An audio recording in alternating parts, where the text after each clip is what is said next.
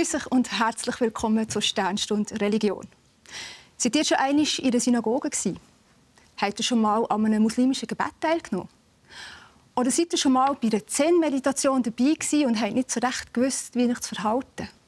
Solche Verunsicherungen erleben 5 Männer und Frauen im TV-Experiment «WG von der Religionen», das zurzeit hier auf SRF 1 läuft. Und so hat es angefangen. Hallo zusammen. Hallo miteinander. Freut mich. Thomas.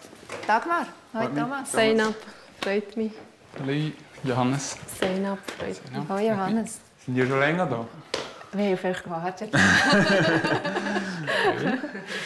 Höre ich Johannes richtig?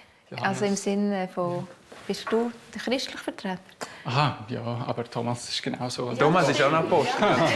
Der Zweifler. Oh, aber was vertrittst du? Ich bin der Atheist. Du bist der Atheist. Ja.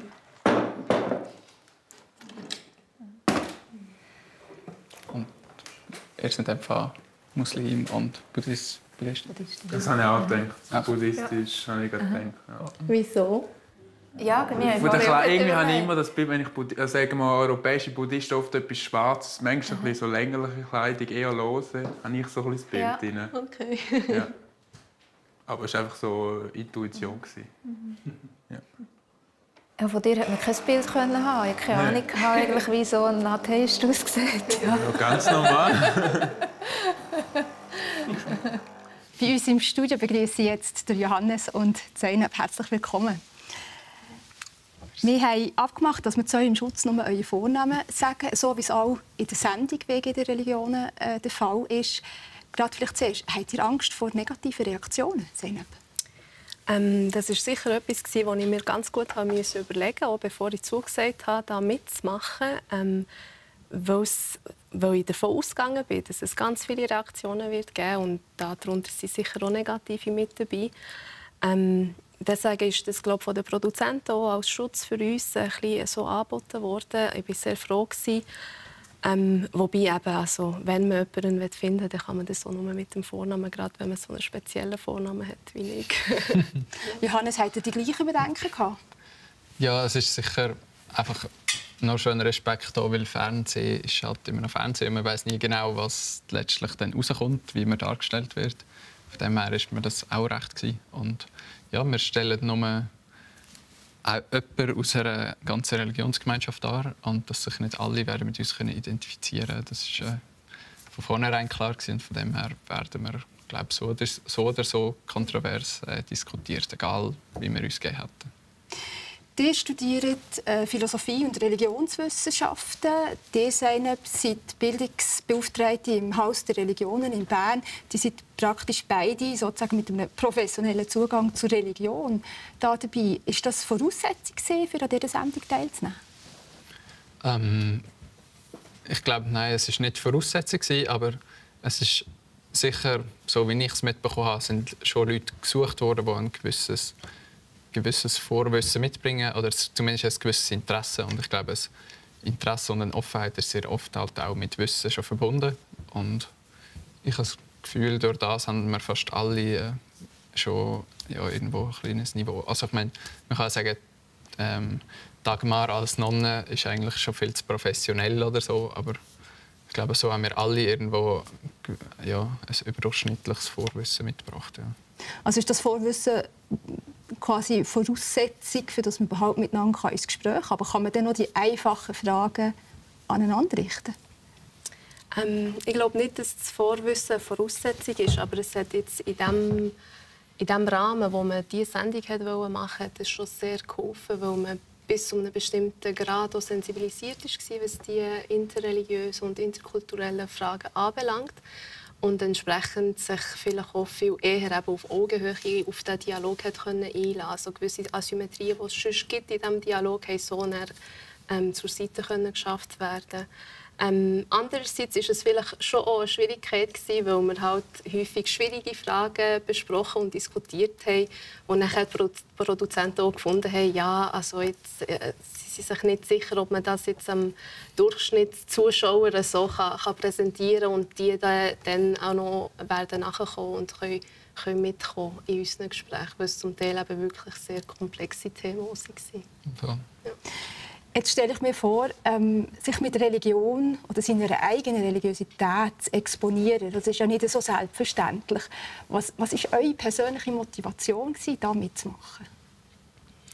Also, als ich das erste Mal davon gehört habe, ist einfach allein schon die Gelegenheit, die einem geboten wurde, ist für mich einmalig gewesen. Also, ich habe kaum, oder ja, eigentlich muslimische und jüdische Leute in meinem Alter habe ich eigentlich noch kaum irgendjemanden kennt näher. Das war für mich in dem Fall eine Premiere gewesen, mal jemanden so kennenzulernen und dann einfach das Setting, dass man 2 Wochen lang quasi Ferien zur Verfügung bekommt, um einfach andere Leute kennenzulernen und sich einfach nur austauschen mit anderen. Das habe ich genial gefunden. Und hat auch, glaube ich, ohne Kameras oder ohne Fernsehen wäre ich auf das eingestiegen, wenn es auch nur für mich gewesen wäre. Wie war das bei euch, Zeynep? Warum habt ihr dort Ja gesagt dazu? Bei mir war es ähnlich, dass ich sehr neugierig war, wie man so ein Format umsetzen will. Und andererseits habe ich mich auch gefreut, neue Personen kennenzulernen in so einem Kontext. Andererseits habe ich aber schon auch eine gewisse Verantwortung gespürt. Ich setze mich selber sehr stark dafür einsetzen, dass gerade junge muslimische Stimmen mehr zu Wort kommen in den öffentlichen Diskursen. Und entsprechend habe ich nachher schon auch gefunden, also wenn ich schon mal so eine Möglichkeit bekomme, dann muss ich sie dann auch wirklich ergreifen. Aber eben auch das war keine einfache Entscheidung für mich. Also ich habe da schon ein paar Elemente, ein paar Aspekte müssen durchdenken, bevor ich dann zugesagt habe. Jetzt habt ihr euch auf eine bestimmte Art vorbereitet?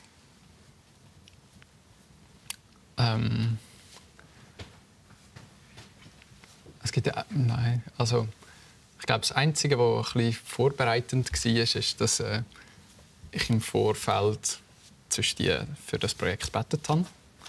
Und dass ich auch gewusst habe, dass andere Kollegen von mir gesagt haben, sie würden quasi mich im Gebet oder uns im Gebet unterstützen. So. Viel mehr Vorbereitung hat es eigentlich nicht gegeben. Also ich habe mich jetzt nicht gross über die anderen noch informiert oder so. Nein. Zeynep, wie war das bei euch? Bei mir ist es so, dass ich mich per se nicht vorbereitet habe, aber ich habe schon viele Gespräche auch geführt mit anderen muslimischen Personen, einfach weil ich so ein bisschen, auch eine Bestätigung haben wollte, dass sie das auch in Ordnung finden, was sie dazu halten. Andererseits auch gerade mit Personen, die schon länger im interreligiösen und interkulturellen Dialog tätig sind, die dort auch schon ein bisschen mehr Erfahrung haben, damit ich einfach so ein bisschen besser weiss, auf was ich mich da einlasse. Aber sonst hat es eigentlich keine Vorbereitung. Habt ihr gewusst, wer die anderen 5 sind, die anderen 4 sind? Nein, ich habe wirklich sehr wenig Informationen zu den anderen 4 Bewohnerinnen und Bewohnern bekommen. Ich glaube wirklich fast gar nicht. Ausser der Religionszugehörigkeit habe ich gewusst. Ja. Genau. Ja. Ihr habt euch alle vorgenommen, dass ihr aufeinander zugeht als Menschen, die wollt den anderen als Mensch kennenlernen. Und gleichzeitig seid ihr aber angekündigt worden als der Christ und die Muslimin und der Atheist und so weiter. Ist das überhaupt möglich in diesem Setting, so ganz unbefangen aufeinander zugehen? Man hat jetzt im ersten Beispiel auch gesehen, du bist der Atheist und du bist der Christ. Wie habt ihr das erlebt? Ja, es ist wirklich so, dass ich mir das mega vorgenommen habe. Ich möchte euch als Menschen kennenlernen, als Zeynep, als Thomas. Ich habe das Gefühl, für mich ist ich habe es, glaube ich, schon recht gut geschafft. Es ist ja auch dann irgendwie einfach darum gegangen, sich persönlich kennenzulernen und so. Aber allein durch das Setting ich habe gefunden, das haben wir wie dann im Laufe des Projekts gemerkt. Am Anfang ist es extrem viel um die Religionen gegangen, auch im Gespräch. Und gegen Schluss haben wir, wie ehrlich gesagt, irgendwann keine Lust mehr gehabt, die ganze Zeit über Religion zu reden. Und ich habe das Gefühl, bei gewissen ist es erst gegen Schluss dann noch mehr persönlich geworden, weil du auch irgendwann hast einfach über anderes Zeug zu reden. Weil nur die ganze Zeit immer Religion. ist irgendwann da oben gehabt. Ja, ich habe auch gefunden, also einerseits hilft es, also ja, wir waren jetzt 3 Wochen miteinander in dieser Wege. Von dem her, wir haben uns, glaube ich, schon als Personen kennengelernt, soweit es möglich ist in diesen 3 Wochen. Aber ich habe auch gemerkt, dass gegen Ende unsere Gesprächsthemen ganz andere waren, dass wir also wirklich auch den Mut hatten, auch schwierigere Sachen miteinander zu diskutieren. Und das ist, glaube ich, erst möglich, wenn man wirklich so einen gemeinsamen Boden hat. Und den bekommt man erst, wenn man sich eben als Person ein bisschen besser kennenlernt und jetzt eben auch über die Religion und Kultur hinaus miteinander im Gespräch ist. Und deswegen, das, glaube ich, hat nachher schon dazu geführt, dass wir gegen Ende der Wege einerseits auch schwierige Themen wirklich konstruktiv miteinander haben diskutieren und andererseits auch haben gewusst, ich tue jetzt dem anderen nicht zu nahe treten, wenn ich jetzt das und das frage, beispielsweise, weil man da wirklich so ein eine Beziehung halt zueinander auch hatte. Also sind das die schwierigen Themen, die die Religionen dann wieder betreffen, oder sind das schwierige Themen, die euch als junge Leute betreffen, oder was sind das für Themen gewesen? Das waren schon schwierige Themen, die die Religionsgemeinschaften betreffen. Habe ich jetzt so erlebt, ich weiß nicht, wie es bei dir war. Ja, oder vielleicht schon auch Sachen, die halt uns auch persönlich dann teils, aber es überschneidet sich manchmal, die dann auch uns persönlich sehr betreffen oder wo wir uns sehr öffnen, wenn wir über so Sachen reden. So, ja. Jetzt erleben wir ja grundsätzlich oft in den öffentlichen Diskussionen über Religion, dass immer so ein die ähnlichen Themen aufkommen, also das Geschlechterverhältnis, Kleidungsfrage, Kippa, Kopftuch, Bedeutung des Kreuz. Sind das wirklich die Themen, die euch, einerseits als religiöse Menschen, aber auch als junge Menschen von dieser Generation, sind das die Themen, die euch beschäftigen? Ja, wir beschäftigen sie halt vor allem jetzt in Bezug auf meine Arbeit im Haus der Religionen. Von dem her sind das schon Themen und Fragen, die ich auch immer wieder beantworten darf. Aber ich glaube, jetzt zum Beispiel gerade das Kopftuch-Thema, das ist innerhalb der muslimischen Gemeinschaft und der muslimischen Frauen viel weniger ein Thema, als es jetzt außerhalb davon ist. Oder also so stark, wie das in den Medien und so weiter diskutiert wird. Oder eben jeder, der eine Meinung dazu hat, das ist bei weitem nicht so der Fall innerhalb der muslimischen Gemeinschaft und gerade unter jungen muslimischen Frauen. Entweder trägst du ein Kopftuch oder halt keins. Und das war es dann. Also es ist von dem her denke ich schon etwas, also es sind Themen, die von außen an uns hergetragen werden, wo es aber schon auch wichtig ist, dass wir uns damit auseinandersetzen. Aber jetzt, also so starkes Thema in meinem persönlichen Leben ist das nicht. Johannes, du hast gerade fest genickt, als Zeynep das erzählt hat. Gibt es bei euch auch so etwas, wo ihr sagt, ja, das ist in den Medien ein Thema, aber für mich persönlich nicht? Mal, ich nehme das sehr ähnlich wahr, dass einfach gewisse Themen extrem breit geschlagen werden in den Medien. Und ich glaube einfach in den Assoziationen der Leute, gerade wenn sie jetzt katholische Kirche hören, dann kommen einfach gerade ein paar Schlagwörter, die sie immer fix damit verbinden. Und also zum Beispiel Zölibat, Frauenpriestertum, also Missbrauchsfälle momentan und so. Genau, das sind so, ja. Und also, wieso ich auch gerade genickt habe, ist wie ich glaube, das ist etwas, was ich voll das erste Mal gecheckt habe, dass gerade jetzt als Muslima in der Schweiz, glaube ich, extrem in einer, oder eigentlich eben in dieser, wahrscheinlich noch stärker in dieser Rolle bist, wie ich das auch eben wahrnehme, dass man extrem reduziert wird. Ich habe mir das noch voll nie aus einer anderen Perspektive überlegt und genau, ich glaube, wir haben uns da recht ähnlich wiedergefunden. Du hast mir im Vorgespräch auch gesagt, eigentlich beide, eigentlich nervt es euch auch, wenn von außen immer wieder die gleichen Themen und die gleichen Fragen lanciert werden. Wie geht ihr denn mit dem um? Ihr habt gesagt, eigentlich muss man ja trotzdem mal Verständnis haben und immer wieder darauf eingehen. Wie lebt ihr die Spannung? Ich glaube, bei mir ist es erst schwierig.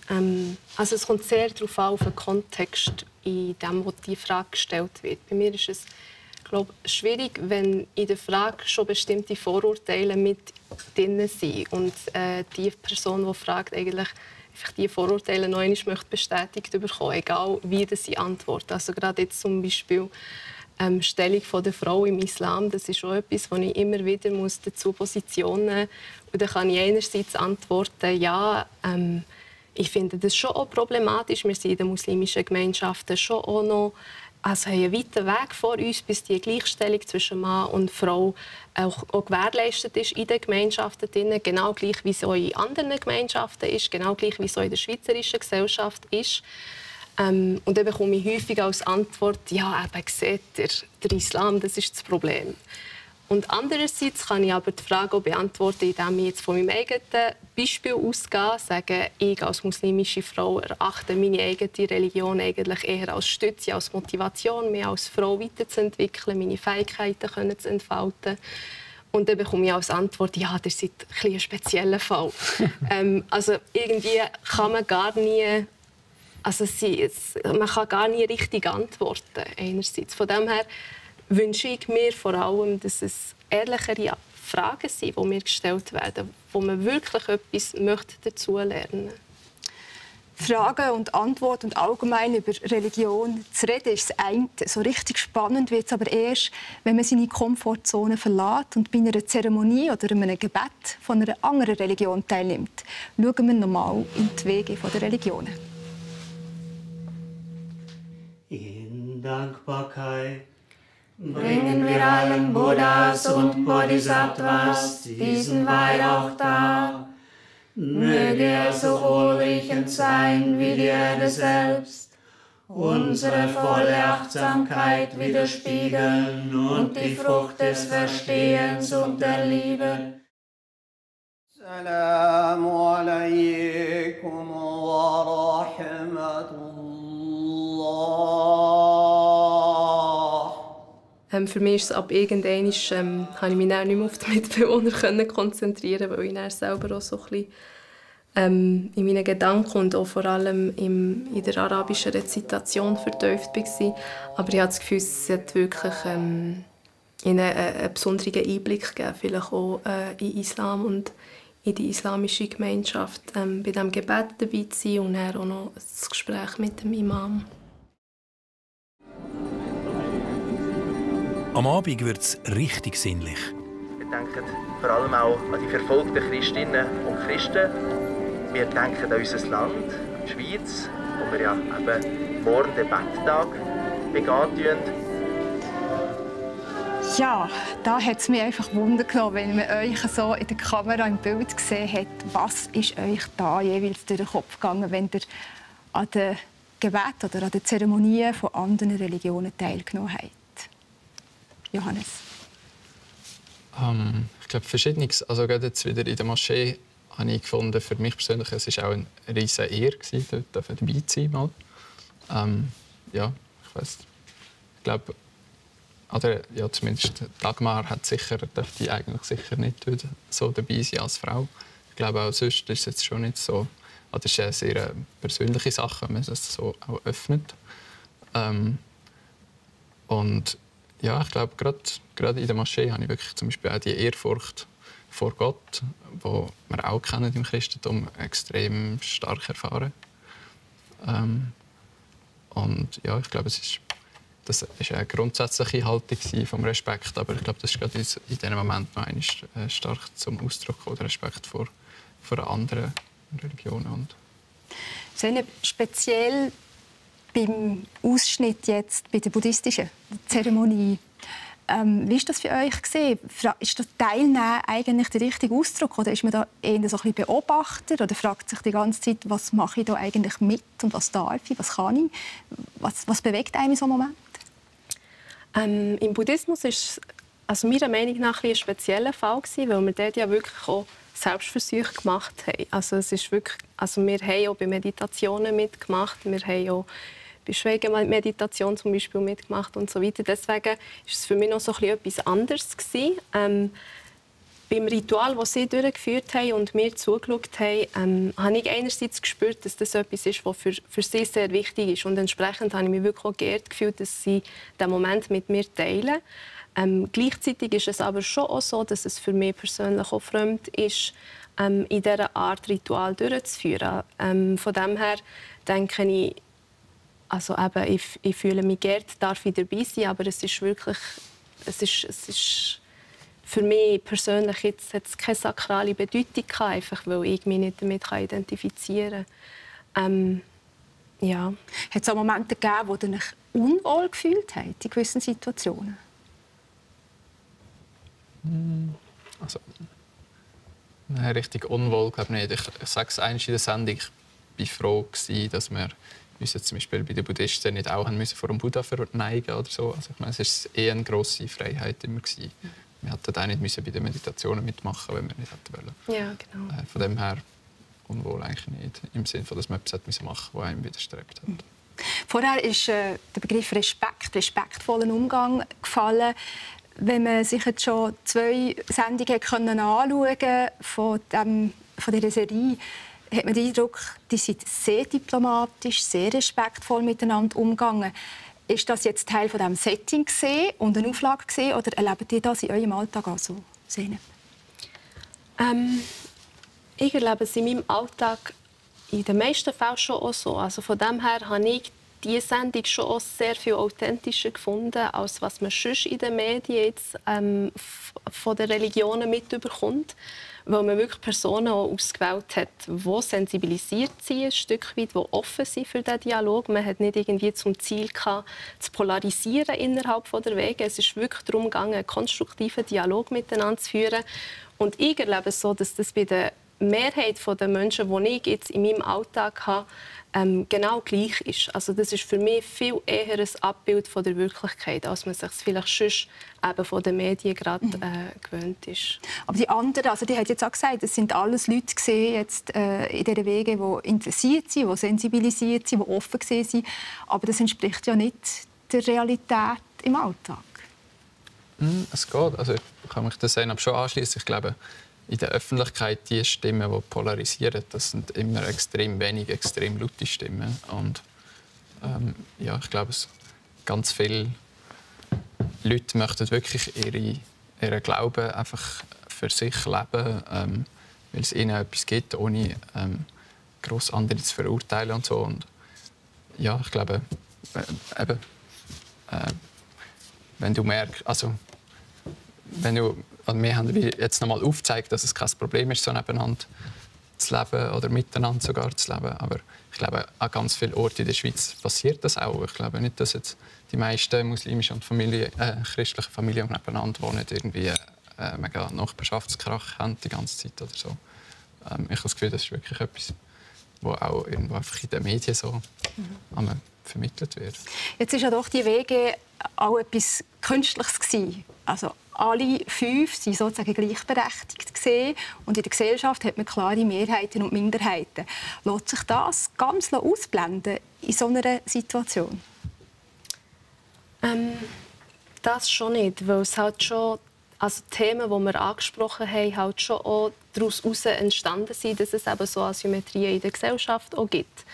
Von dem her habe ich es zwar in der Wege schon so erlebt, dadurch, dass es wirklich aus jeder Gemeinschaft eine Person hat, und nachher noch der Thomas, der Atheist, dass ich viel eher wirklich auf Augenhöhe mit euch in einen Dialog kommen. Und das ist jetzt in meinem Alltag weniger der Fall, wenn ich als einzige muslimische Person 30 Personen muss erklären muss, wie ich meine Religion auslebe.